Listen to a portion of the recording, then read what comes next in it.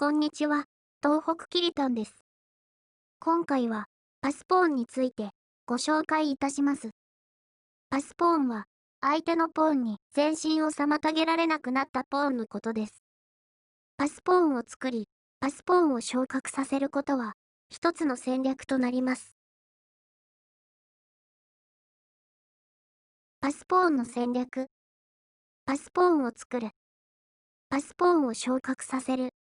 ポーンマジョリティを考える。パスポーンの活用。相手にパスポーンを作らせない。相手のパスポーン前進を防ぐ。パスポーンについては、内容が多くなったため、7回に分けてご紹介する予定です。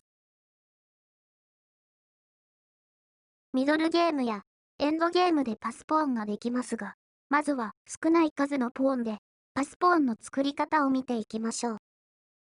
実際には、キングの位置も関係してきますが、まず、ポーンだけで見ていきましょう。白先手で、パスポーンを作るためには、どのようにポーンを進めていけばいいでしょうか。パスポーンを作るためには、相手のポーンがないファイルのポーンを先に進めます。次に白が B5 とすれば、パスポーンを作ることができます。黒が白のポーンを取らなかったとしても、B5 ポーンはパスポーンになりました。最初の局面に戻ると、ここでもし白が初手 A4 とすると、こうなると、先ほどのような方法でパスポーンを作れなくなります。A4 ポーンがパスポーンになりましたが、白はポーンを一つ失い、黒もパスポーンができました。このような方法でパスポーンを作るのは悪いお手本です。今度は、ポーンの数が3対2の状況を見ていきます。実際には、互いのキングの位置によって、ポーンの進め方が変わってきますが、ここではポーンだけで考えていきます。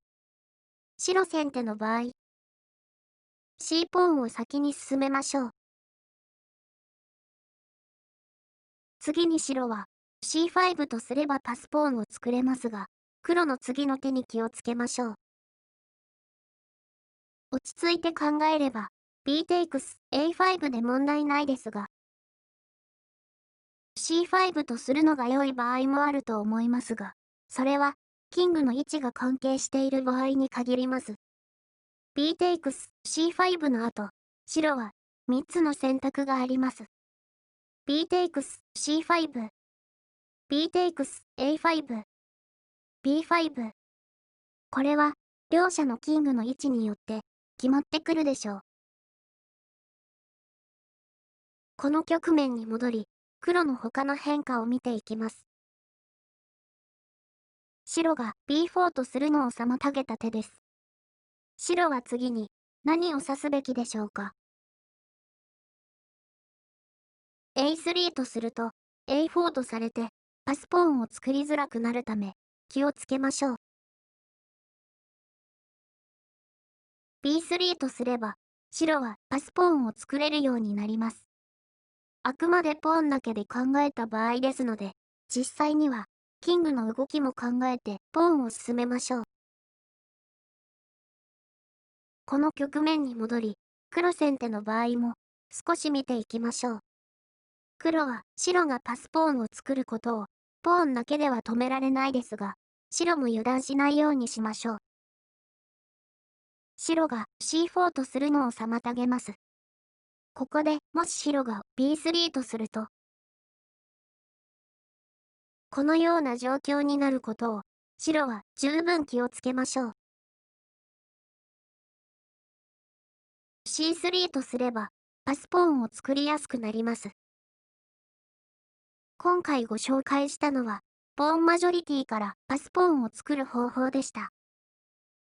次回は、ブレイクスルーからパスポーンを作る方法をご紹介いたします。